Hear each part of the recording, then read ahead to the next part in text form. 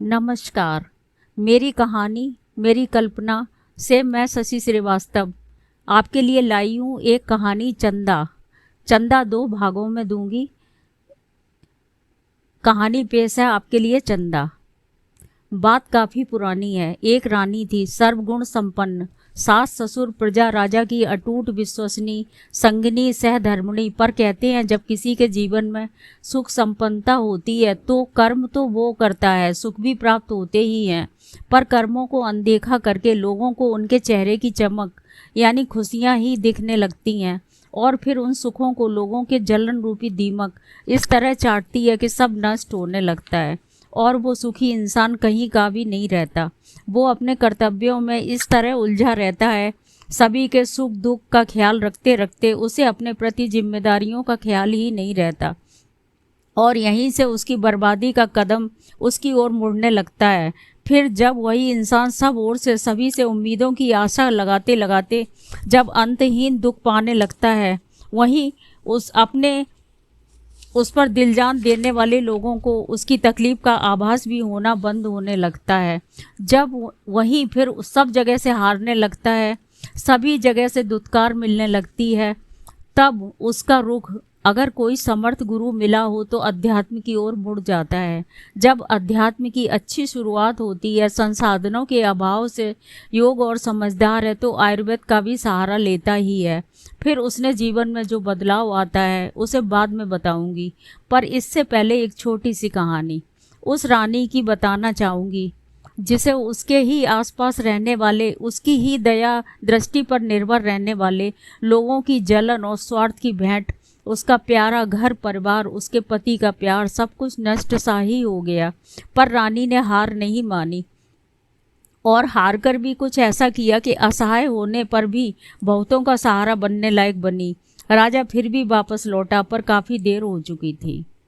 सब कुछ विस्तार से बताऊंगी, पर पहले कहानी जान लीजिए। उत्तर प्रदेश के एक छोटे से ज़िले में एक छोटा सा ग्राम था, रमपुरा नाम का। पुराने ज़माने में वहाँ राजा लोग हुआ करते थे। ऐसे ही रमपुरा ग्राम में एक छोटी सी जागीर का शासक, जिसे राजा ही बोला जाता था, राजकुमार मनु, बहुत ही होशियार कुशल प्रजा को प्रिय शासक था। विवाह की उम्र पर उसका विवाह एक अच्छे से राजपरिवार की बेटी चंदा से हुआ। यूँ तो चंदा बेहद खूबसूरत, सेवा भावी, कुशल, बड़ों का सम्मान करने वाली थी। राजकुमार मनु के माता पिता उसे बहुत प्यार करते थे और चंदा भी उन्हें बहुत सम्मान दिया करती थी, उनका ख्याल भी रखती थी। दास दासी नौकर चाकर की कोई भी कमी नहीं थी। समय अपनी अपार शीतल सौम्य गति से चलायमान था। राजकुमार मनु के दो पुत्र हुए। धीरे धीरे वो भी बड़े होने लगे। दादा दादी को बच्चे बहुत प्रिय थे। दादा दादी के पास ही रहते मनु चंदा का जीवन बहुत ही अच्छे, सम्मानित, प्यार भरी वादियों में जैसे चलायमान था। मगर कहते हैं किसी का ज़्यादा सुख हो वो भी कुछ लोगों को आग की किरकिरी बनने लगता है। ऐसा ही शायद भविष्य के गर्त में उन लोगों के साथ होना ही तय हो चुका था। हुआ यूँ, राजा मनु की तीव्र अभिलाषा हुई, राजपाट सारी जिम्मेदारियां कुछ दिन बेटों के सहारे छोड़कर अपनी प्यारी रानी चंदा के साथ बिताया जाए। बच्चों ने दादा दादी विदा ले चुके थे। बच्चे इतने बड़े हो चुके थे कि नौकर चाकर प्रजा के साथ दिन राज्य संभाला सकते थे। यही व्यवस्था करने के बाद राजा मनु ने अपने साथ एक दासी, कुछ खाने का सामान आदि का प्रबंध करने के बाद अपनी प्रिय रानी चंदा के साथ कुछ समय आराम से बिताने का संकल्प ले तीर्थ यात्रा को निकले। पर कहते हैं होनी और हाय यानी जलन भरी बद्दुआएं ज़्यादा भी बिगाड़ सकती हैं और कम भी, और अपने पर आ जाएं तो बसे हुए घर भी उजाड़ सकती हैं, दीवारें महल भी ढहा सकती हैं। यही बेचारी रानी साहिबा के साथ भी होना भाग्य ने तय कर रखा था। दुर्भाग्य से सबसे तेज और सबसे ज़्यादा उसके सौभाग्य से जलने वाली दासी को साथ लिया राजा मनु ने। वो हमेशा से ही रानी के सुख श्रृंगार, पति प्यार को देखकर डहा रखा करती थी। कभी खुद को ही रानी बनने के सपने देखा करती थी। चंदा रानी को इस बात का जरा सा भी अंदाजा नहीं था, और हो भी क्यों, दिल के अच्छे लोग सबको अपने जैसा ही समझते हैं, पर ऐसा होता नहीं है। वो अपने साथ अपनी मित्र सहयोगी नहीं, डाह रखने वाली परम शत्रु को साथ ले चली हैं। पर कहा जाता है जब जब जो होना होता है वही होता है। कोई कुछ भी कर ले पर भाग का लिखा कोई नहीं मिटा सकता। वही रानी चंदा के साथ भी कुछ होना तय हो चुका था। उस समय न इतना सफ़र आसान था, न सुविधाएं। जैसे आज हर जगह रहने या खाने, इलाज आदि की सुविधाएं मिल जाती हैं, तब ऐसा नहीं था। राजा मनु और चंदा रानी ने अपना सफ़र आरंभ किया। थकान होती तो साथ में आई दासी और सामान था ही। पड़ाव डाले जाते, भोजन आदि की व्यवस्था वो दासी ही देखा करती थी। उस समय कुछ ऐसी विषैली वन में औषधियाँ रूपी पेड़ पौधे होते थे जिन्हें इस तरह के जलने वाले प्रायः भोजन में मिलाकर दिया करते थे या छिपकर पीठ पीछे से छल युक्त वार किया करते थे।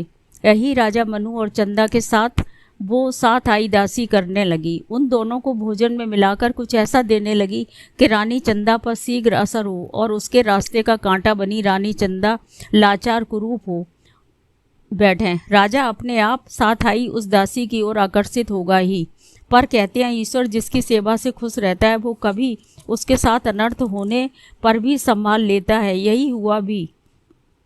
राजा मनु की एक आदत थी, वो दासी को पता ही ना थी। वो हमेशा रानी का ख्याल रखते, कभी कभी प्रेम से बसीबूत होने और अपना थाल रानी को खिलाया करते थे। पर 4-6 दिन यही चला। हुआ यूँ कि रानी को दी जाने वाली औषधि जो खतरनाक थी राजा मनु पर आकर असर दिखाना शुरू करने लगी। जब तक राजा इस बात का पता लगाने की कोशिश करते तब तक वो इस लायक ही ना रहे। उनका हाथ पैर सुन्न होने लगे और दोनों पैर हाथ काम करना बंद से ही कर गए।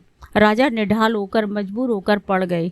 इधर दासी को बहुत कष्ट हुआ क्योंकि रानी ठीक रही और जो वो चाह रही थी वो ना हो सका और वो मौके की तलाश में फिर भी रहने लगी। रानी का सब कुछ खत्म सा ही हो रहा था, फिर भी उन्होंने कोई भी उम्मीद न त्यागी और राजा को उस नीच दासी की मदद से वैद्य हकीम के पास ले जाने लगी।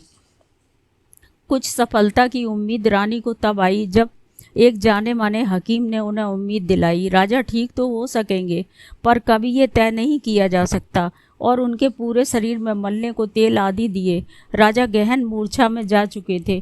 कुछ ऐसी जड़ी बूटी कि उनके नाक से या मुंह से जल तुल्य बना के दिया जाए। रानी कैसे भी राजा को घर लाई।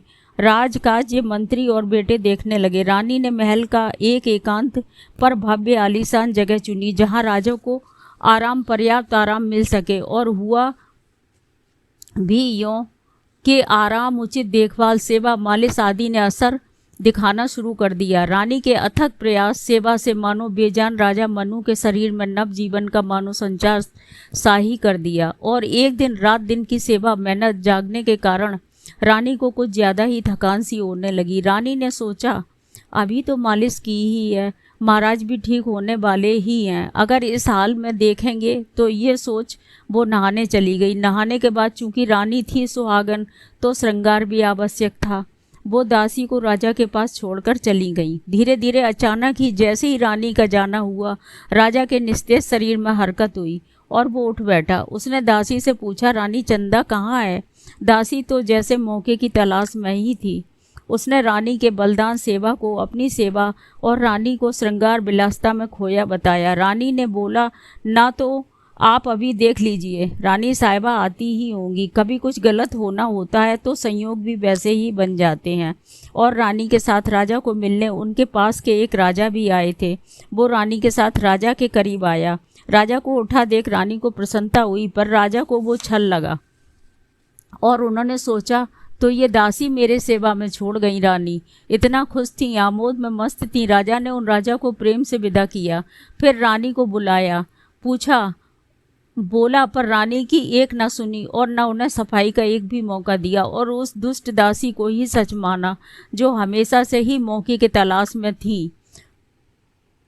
अब देखिए भाग 2 में रानी चंदा के साथ क्या होता है। क्या वो हार गई या अपनी सेवा से उन्होंने जीता और राजा का मन जीता, पर राजा के साथ रानी चंदा दोबारा आई या नहीं। देखिए भाग 2 में।